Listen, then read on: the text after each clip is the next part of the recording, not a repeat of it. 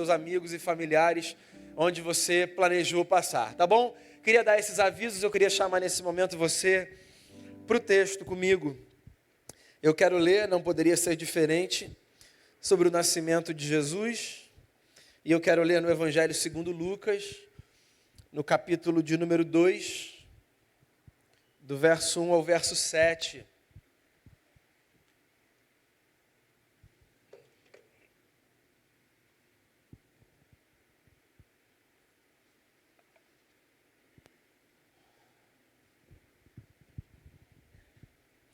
Diz assim o texto, olha só. Naqueles dias, César Augusto publicou um decreto ordenando o recenseamento de todo o Império Romano. Este foi o primeiro recenseamento feito quando Quirino era governador da Síria. E todos iam para a sua cidade natal a fim de alistar-se.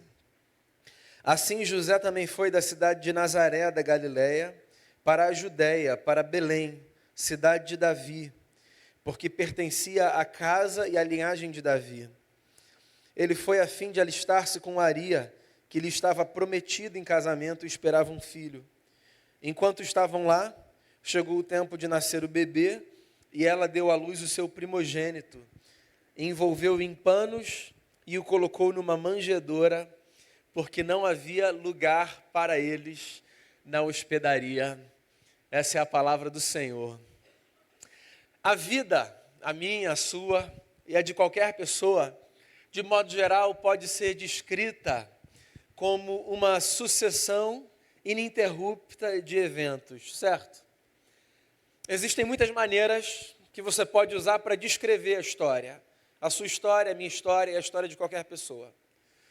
Uma forma de descrever a nossa história, uma forma comum a todos e todas, é a de descrevermos a nossa jornada como uma sucessão de eventos. Eventos bons, eventos maus, eventos acertados, eventos equivocados, eventos justos, eventos injustos, eventos ordinários, eventos extraordinários. A gente tenta costurar com um fio condutor todos esses eventos para que a gente possa chamar essa arrumação ou essa bagunça de história. Mas no final das contas, a jornada de qualquer pessoa é esse combinado de episódios sucessivos, que se dão dia após dia, mês após mês, ano após ano. As histórias da Bíblia são exatamente assim, como a minha e a sua.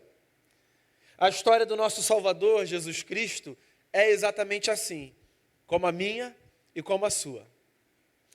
Lucas é um dos evangelistas que descrevem o nascimento de Jesus. Sem correr o risco de fazer alguma leitura depreciativa dos demais evangelistas, eu posso dizer a você que Lucas é o que dá mais detalhe, mais precisão pela sua formação. A história nos conta que Lucas era um médico e um historiador. Como historiador, Lucas era alguém que atentava para os detalhes, para as informações que parecem desimportantes, mas que na verdade agregam tempero, sabor e dão sofisticação a qualquer narrativa. Lucas começa a falar do nascimento de Jesus, dizendo que eram dias de César Augusto, imperador romano, e de Quirino, governador da Síria. Ou seja, Lucas resolve tratar do nascimento de Jesus não como um mito, como uma fábula, mas como um acontecimento histórico.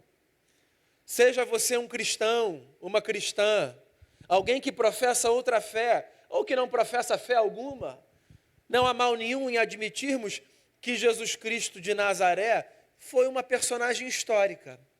Viveu nessa terra, viveu em dias de César Augusto, viveu no tempo de um governador da Síria chamado Quirino. E nasceu numa forma muito incomum, romantizada pelas nossas leituras religiosas, mas ainda assim muito incomum. O que o texto diz é que César Augusto resolveu fazer um censo por todo o império. Ou seja, o imperador quis levantar dados sobre a sua população. Então ele decretou, imperador que era, um censo. E determinou que todas as pessoas do império deveriam voltar, cada qual para a sua cidade de origem, para que o censo fosse feito. Havia na cidade de Nazaré, numa província chamada Galileia, que era uma província mais periférica, sem tanta importância, na Palestina do primeiro século, havia naquela cidade uma família em formação, composta por um homem e uma mulher, um homem chamado José e uma mulher chamada Maria, que não tinha ainda se casado com José, mas que estava grávida, sendo ela virgem, é o que nos diz a nossa tradição. Essa família que vivia em Nazaré da Galileia era uma família de Belém da Judéia. A Judéia era uma província um pouco mais nobre, de gente um pouco mais sofisticada. Belém era uma cidade nobre, não pela riqueza que circulava por ali, mas pela importância histórica daquele lugar. Belém era uma espécie de uma vila. Literalmente, o nome Belém significa casa do pão. Devia ser um lugar de comida boa. Era a terra do rei Davi, o rei mais importante da história de Israel. José, o homem que estava desposado com Maria, era da descendência de Davi, portanto, da cidade de Belém. E por causa do decreto do imperador César Augusto, José e Maria, que se encontrava grávida, tiveram de se deslocar da cidade de Nazaré, onde viviam, para a cidade de Belém, para que fossem se alistar, cumprindo o seu papel como gente do império. E aconteceu, diz Lucas, que enquanto estavam naquela cidade que não era sua, chegou o momento de Jesus nascer. E Lucas é objetivo quando ele diz assim: Maria precisou de um lugar, não havia um lugar para ela, Jesus foi nascer numa estrebaria entre os animais. Essa é a história do Natal, simples assim, que você já ouviu de trás para frente, e que não tem por isso nenhuma informação nova para você. A história de um menino que nasce e que é considerado, por uma parcela considerável da população mundial, como um menino Deus, que chega nessas condições. A história é antiga, a história é a mesma, mas eu tenho a impressão de que ela traz consigo algumas lições muito preciosas para o nosso coração.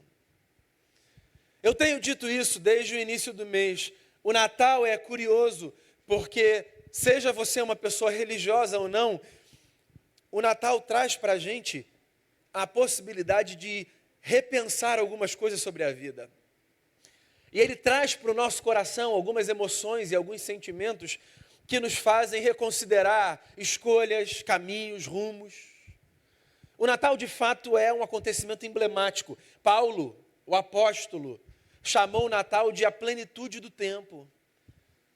Ou seja, na leitura do apóstolo, não houve momento mais glorioso na história do que o momento da chegada desse menino entre os homens. Todo ano eu fico me perguntando, o que eu posso falar sobre o Natal que não tenha sido dito ainda? E mais do que isso, o que eu posso compartilhar com os meus irmãos e irmãs de fé acerca desse episódio que traga, de alguma forma, paz e sentido para o nosso coração e para a nossa vida? Eu acho que a história do Natal traz algumas lições, conhecidas talvez, traz algumas lembranças para o nosso coração. Primeira coisa que eu penso, quando eu olho para o Natal, tal qual descrito por Lucas, a primeira coisa que eu penso é, de fato, Deus, sob a ótica cristã, jamais será alguém que trabalha a partir da lógica dos privilégios.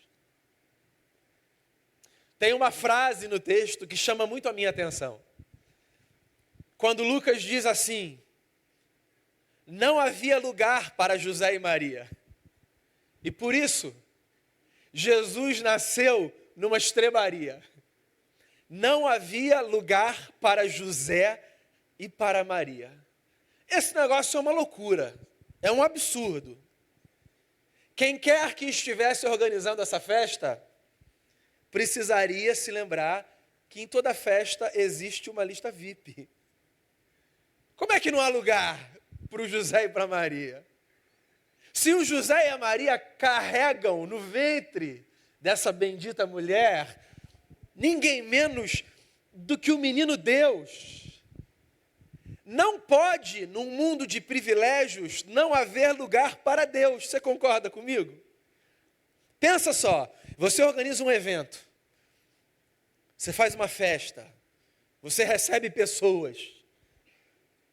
Talvez você não torne isso explícito, mas na sua cabeça é possível que haja convidados e convidados. Tem gente que não pode faltar, porque a gente é VIP. Tem gente que não pode ficar sem convite, sem lugar, sem mesa. Algumas mesas precisarão ficar marcadas com a plaquinha reservado. É um vexame fazer uma festa, na lógica dos privilégios, sem que determinadas pessoas desfrutem de um certo tipo de conforto, ainda que outras tenham de pagar esse preço, entende? O nosso mundo se organiza assim. Nós nos organizamos classificando as pessoas a partir da sua importância. E veja bem, eu não estou dizendo que isso está certo ou está errado, eu estou dizendo que o nosso mundo se organiza assim. As pessoas são mais ou menos importantes para a gente, de fato são, pela proximidade, pelo afeto, pela relação, pelos interesses, por business. Mas fato é que as pessoas são mais ou menos importantes. Só que quando Deus chega nesse mundo, sob a ótica cristã, Deus chega abrindo mão da lógica dos privilégios. Porque se não há lugar para o José e para a Maria, então não há lugar para o José e para a Maria. E Deus tem que nascer numa estrebaria. Entende? Que para a gente que acredita que Jesus é a expressão humana da face divina, o que a gente está dizendo quando a gente conta a história do Natal é que Deus não trouxe para si a lógica dos privilégios. Que curiosamente, meus amigos e amigas, é uma lógica muito usada no discurso evangélico para explicar a história. É possível que nunca tenham apresentado para você nesses termos, mas a lógica está aí subjacente. E a lógica é a seguinte: Deus nos é apresentado como uma vantagem competitiva nos mercados da vida. Então dizem para a gente que ter Deus é muito bacana, porque o sujeito que tem Deus, ele sai na frente. Então se você tem Deus, é o que dizem por aí, é possível que aquela vaga que você tanto deseja no concurso seja sua, porque afinal de contas, você tem Deus com você. E aí Deus se torna o quê?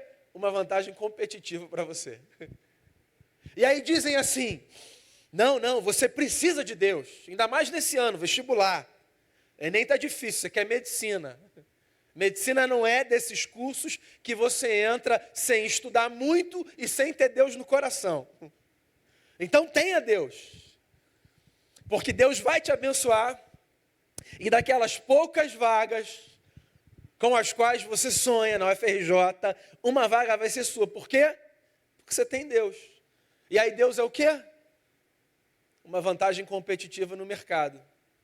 Aí falam assim para você, ó, você não comprou ainda seu presente de amigo oculto de Natal? Você tem que ir no Barra Shopping, dia 23, 6 horas da tarde, comprar o presente de amigo oculto. Você sabe que você não vai conseguir entrar no estacionamento, né? Aí o camarada diz assim: não, eu sou filho de Deus, vai ter a vaguinha do crente reservada. Ou seja, na cabeça do sujeito, Deus é uma vantagem competitiva, inclusive no estacionamento do Barra Shopping.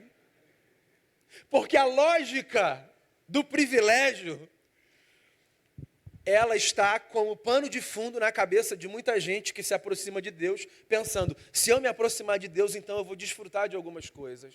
Quando, na verdade, o Natal, da forma como é descrito, é a inversão dessa lógica. Porque José e Maria chegam numa cidade e eles vão batendo de porta em porta nos hotéis. Eles vão batendo de casa em casa e não tem espaço. Pela contingência, entende? Não é pela maldade, é pela contingência. Todo mundo teve que voltar para a sua cidade natal. Belém era uma cidade pequena. Então, o povo de Belém, que tinha saído para as cidades maiores, para construir vida, para ter oportunidade, teve que voltar por causa do censo. E José e Maria tiveram que voltar. Uma mulher bendita, um homem justo, mas que faziam parte desse fluxo que é a história. E eles não são privilegiados por serem quem são. E é evidente, pela descrição que os textos fazem de José e de Maria, é evidente que eles não eram do tipo de gente que procurava dar a carteirada religiosa, dizendo, estou com Deus na barriga, não tenho espaço. É evidente que não. Mas eles vão passando de casa em casa, e não tem lugar para eles. Isso não é romântico, isso não é bonito. Eu disse isso aqui já diversas vezes, todo Natal eu digo isso, né? Eu me lembro da minha infância, eu tive o privilégio de nascer no contexto da igreja, eu considero isso um grande privilégio. E eu me lembro das muitas cantatas de Natal que eu participei. A tia Célia está aqui, minha regente de cantatas da minha infância. Eu e minha irmã fomos José e Maria. E aí eu me lembro entrando numa igreja, que era a igreja que eu congregava, lá no Grajaú, assim, talvez de corredor, a igreja tinha metade, e tem ainda, né, do nosso espaço aqui. E eu me lembro entrando com a minha irmã, né, a Marina com um travesseiro na barriga aqui assim, a Maria, eu, José, e a música cantando, né, e a gente entrava assim, batia na porta, né, representando, e aí as pessoas falavam assim, não tem lugar, e a gente... E aí não tinha, e aí a gente parou lá no presépio, lá, né? A gente parou na estrebaria e tinha manjedoura, e aí Jesus sai da barriga e Jesus vai, e era tudo tão bonitinho. Na cantata é lindo, gente, tenta visualizar. Na cantata é lindo, é um menino, uma menina com um travesseiro na barriga, dizendo, não, tudo bem, não tem, tudo bem, vamos em frente. Mas pensa que o que a gente está dizendo é que quando a gente descreve a chegada de Deus no mundo, ou seja, o menino que é para a gente Deus, quando ele chega no mundo, ele não chega numa carruagem, ele não chega num foguete, ele não chega com glória, ele chega no meio da contingência da vida. Se não tem lugar, não tem lugar. Porque o Natal me lembra que Deus não trabalha a partir da lógica de privilégio. Então você não vai ser mais abençoado do que os outros porque você tem Jesus no coração. Ter Jesus no coração já é por si só a grande bênção. A presença de Deus na nossa vida não é uma vantagem competitiva. A presença de Deus na nossa vida é em si mesmo a vantagem em relação a outra condição de vida que não tem a ver com circunstâncias materiais, tem a ver só com o fato de que, porque a gente descobriu Deus na vida, a gente ganhou um outro sentido. O que não me coloca melhor do que o outro, me coloca melhor do que a mim mesmo numa outra condição. Entende? Essa eu acho que é a primeira lembrança que o Natal de Jesus me traz. O Natal me traz outra lembrança. Tem outra lição que eu tiro do Natal. O Natal me faz lembrar que quando Deus, para a ótica cristã, resolve se identificar com a gente, Ele se identifica com a gente não na nossa força, mas na nossa fraqueza. O que é muito subversivo para as lógicas religiosas. Por quê? De maneira geral, para as religiões, inclusive para a religião de Jesus, Deus está associado à força. Quem é Deus no nosso imaginário? Deus é o Todo-Poderoso. Basta que você veja o filme do Jim Carrey. Deus é aquele que pode fazer tudo, que chama as coisas à existência, que organiza o que está desorganizado. Deus, no imaginário humano, é um ser forte, ou um senhor de barba branca, sereno, num trono, o que por si só representa poder, ou um ser muito forte. Esse é Deus para a gente. Então nós concebemos Deus como aquele que nos faz triunfar nas lutas. Nós concebemos Deus como aquele que resolve problemas, como aquele que garante vitórias, e por aí vai. Mas Lucas, quando fala de Deus, diz que Deus chega na fragilidade de uma criança. O que é muito simbólico, mais do que bonito, é simbólico. Isso nos faz lembrar que Deus, quando se identifica conosco não na nossa força, mas na nossa fraqueza. Não na nossa segurança, mas na nossa vulnerabilidade. Não no que há de melhor e mais grandioso, mas no que há de mais frágil, mais sensível. Dos estágios da vida, poucos, se é que há algum, das fases da vida, se é que há alguma, poucas fases nos lembram tanto da vulnerabilidade e da fragilidade quanto a fase da primeira infância, né? O que pode ser mais frágil e o que pode demandar mais atenção e mais cuidado da nossa parte do que uma criança que acaba de nascer. E aí você pode se lembrar, se você tem as suas crianças, ou se há terceiras que são consideradas suas de coração, com as quais você conviveu, as quais você visitou numa maternidade nos seus primeiros dias de vida.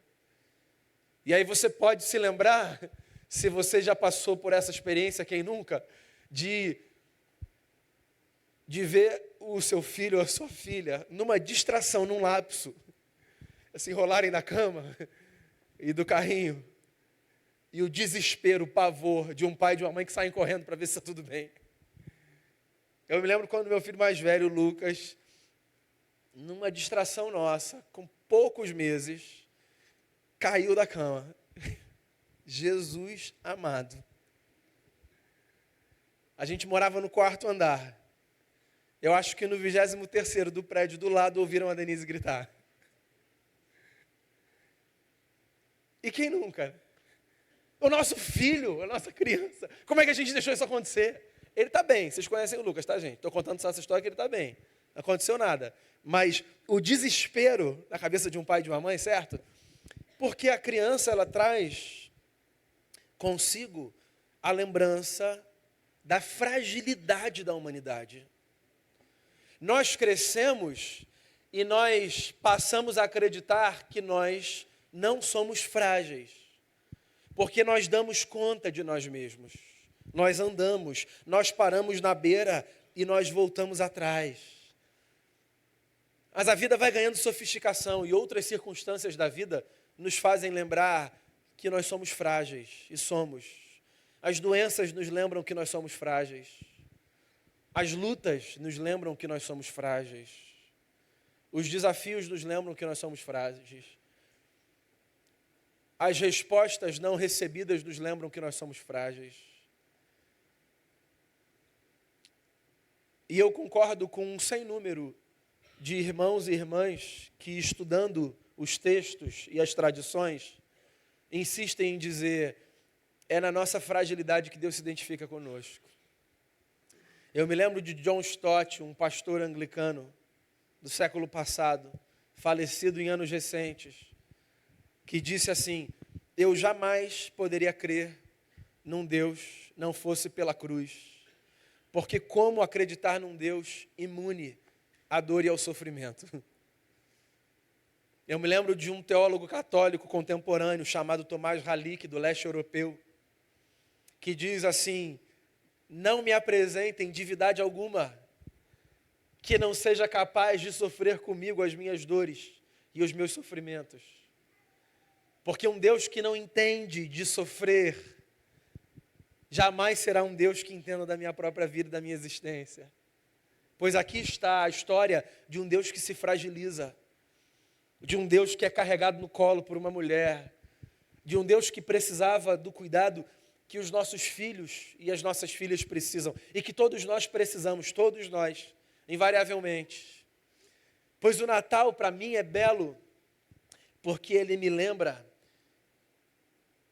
que eu posso caminhar com um Deus que não pede de mim força, riqueza ou o que quer que seja, mas que pede de mim apenas a sensibilidade de perceber que Ele está nos lugares mais frágeis da minha existência.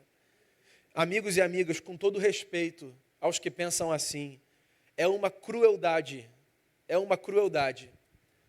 nós, em nome da fé, dizermos às pessoas que Deus está, ou apenas ou principalmente, nos lugares das suas vitórias, das suas conquistas e das suas riquezas. Porque se Deus é para nós aquele que se identifica conosco, no lugar da nossa força, da nossa riqueza e da nossa vitória, o que nós estamos dizendo é que Deus não pode ser identificado com um sem número de pessoas que vivem no mesmo planeta que nós vivemos. E Deus pode sim ser identificado com todo e cada habitante desse planeta. Porque Deus não se identifica com o mundo, no que o mundo tem de melhor. Deus se identifica com o ser humano no que ele tem de mais frágil.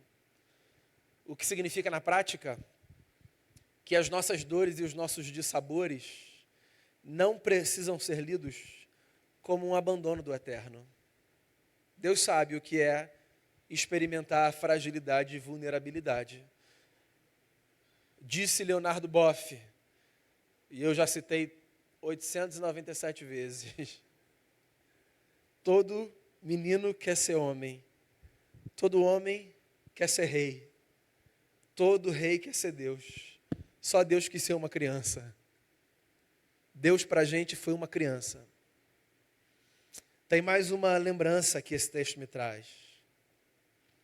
Esse texto do nascimento de Jesus me faz lembrar que, além de não trabalhar a partir da lógica dos privilégios, e além de se identificar comigo e com você na nossa fraqueza, Deus, o Senhor, quando chega nessa terra, para nos lugares mais improváveis e impensáveis.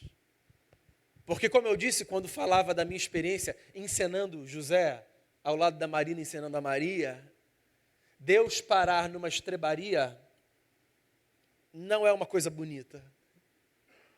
É o absurdo do absurdo, o escândalo do escândalo. É a subversão da subversão. Se a história fosse contada em 2019, pensa no nível do escândalo. O que os discípulos de Jesus, 60, 70, até 90 anos depois desse acontecimento, estariam dizendo, seria o seguinte, versão atualizada do Natal, tá? Eles diriam o seguinte: e José e Maria chegaram no Rio de Janeiro, e foram nos hotéis, e estava tudo cheio, perto do Réveillon, sabe como é, e procuraram Airbnb, 0 vaga, e tudo que sobrou para o José e para Maria foi terem Jesus debaixo de um viaduto. Essa é a versão atualizada do texto.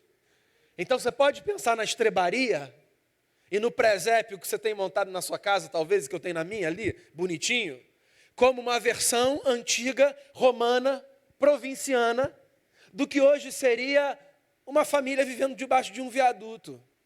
O José e a Maria, em Belém, são o equivalente, do contexto do nascimento de Jesus, de uma família que está debaixo de um viaduto. E a família debaixo do viaduto é, salve algum engano, a família invisível. Quando a gente quer ver Deus, para onde a gente olha? Eu vou dizer para você um lugar para onde a gente não olha. O lugar para onde a gente não olha quando a gente quer ver Deus é para debaixo do viaduto. Porque para a gente é impossível que Deus esteja debaixo do viaduto. Mas o Jesus que nasce numa estrebaria é a lembrança de que Deus está, inclusive, com aqueles que estão debaixo do viaduto.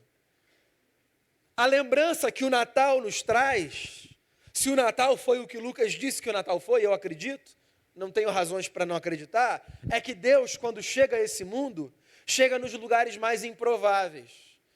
É de que Deus, quando nasce na história, porque o Natal pode ser um símbolo dos muitos nascimentos de Deus nas nossas vidas. Deus, quando nasce na história, Deus abre mão da sofisticação dos lugares que simbolicamente nós diríamos seriam os principais lugares onde Deus está. Então a gente pensa, onde Deus nasceria? 2019.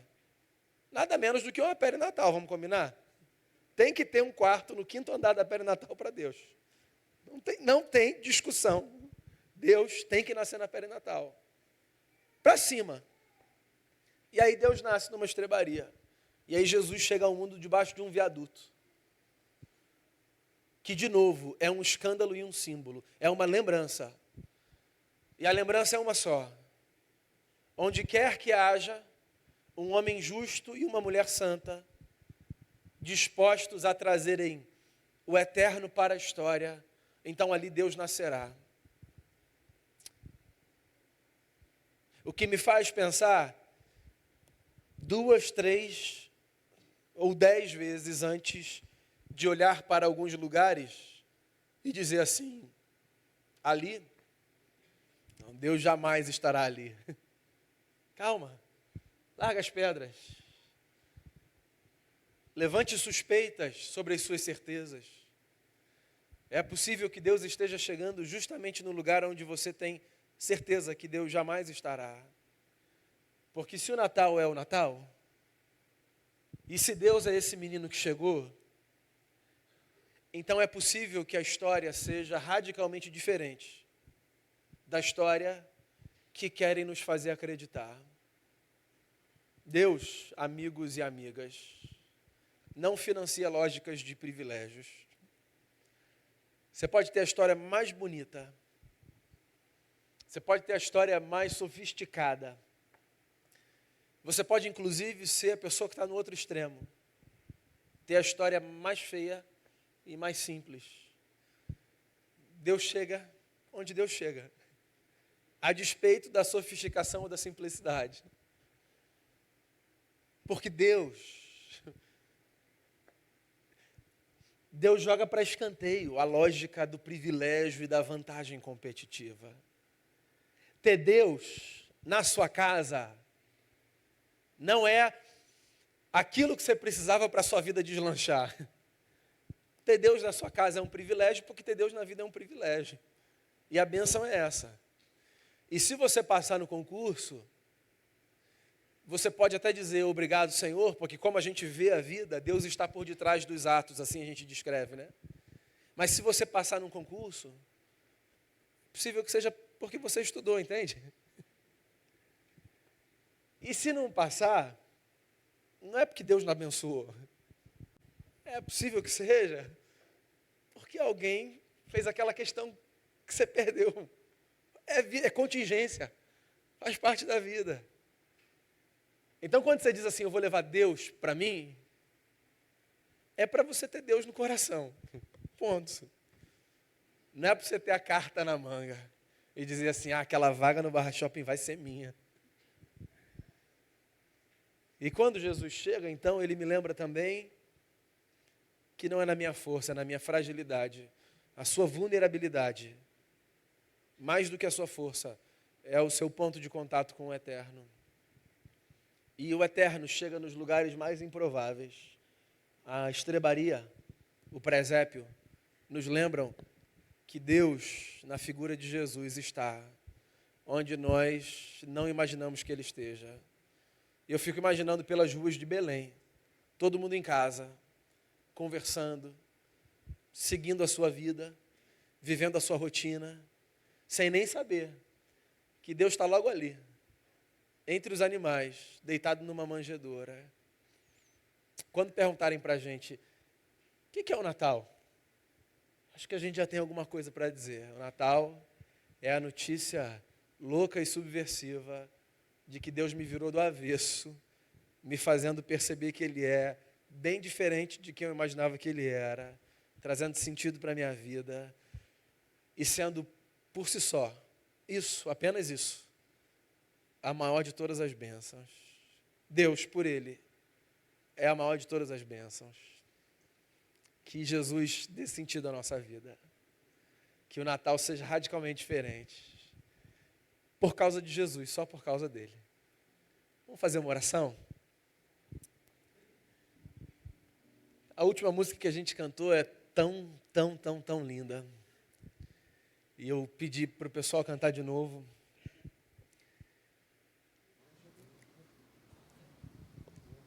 E eu queria que você ouvisse essa canção.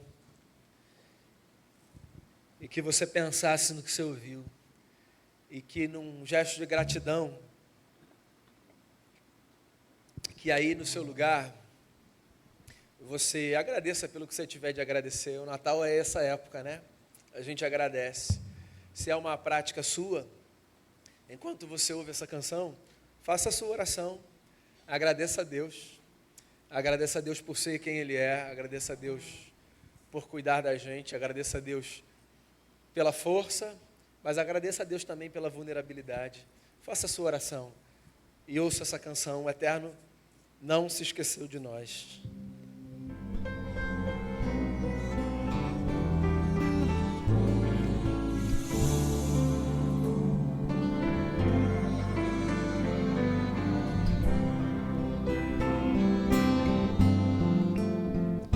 Se as ondas desta vida destruírem tua fé, fazendo que duvides de que em breve voltarei, volve os olhos ao passado, vê na cruz o meu sofrer. Queres prova mais do que esta? Tanto amei que a vida dei. Pensas mesmo ser tão fácil esquecer o que falei? Se na história deste mundo os meus pés já empoeirei, mesmo que uma mãe viesse de seu filho se esquecer, ainda assim não haveria de me esquecer de ti. Mas ainda que demore, ou mesmo que pareça, um dia prometi voltar e pronto estou a cumprir. Mas ainda que demore, ou mesmo que pareça, eu não me esqueci de ti. Virei outra vez, mas ainda que demore, ou mesmo que pareça, eu não me esqueci de ti. Virei outra vez, mas ainda que demore, ou mesmo que pareça, eu não me esqueci de ti. Virei outra vez. Obrigado, Senhor. Obrigado pela lembrança de que a gente tem o Senhor na vida e essa é a maior bênção. Essa é a maior bênção que a gente pode receber. Há tantas coisas que a gente chama de bênção nessa vida. E lembrar no Natal, como foi lido no começo dessa celebração, que o menino que nasce se chama Emanuel, que significa Deus com a gente. É um grande privilégio. Seja bem-vindo na nossa vida, Senhor. Faça morada no nosso coração. Encha a nossa casa, encha a nossa família da paz, da alegria, da presença que só o Teu Espírito pode dar. Eu queria fazer esse pedido ao Senhor nessa manhã. Que a nossa vida tenha sentido por causa da presença do Senhor. Eu quero te agradecer pelas muitas bênçãos recebidas. Em nome de Jesus.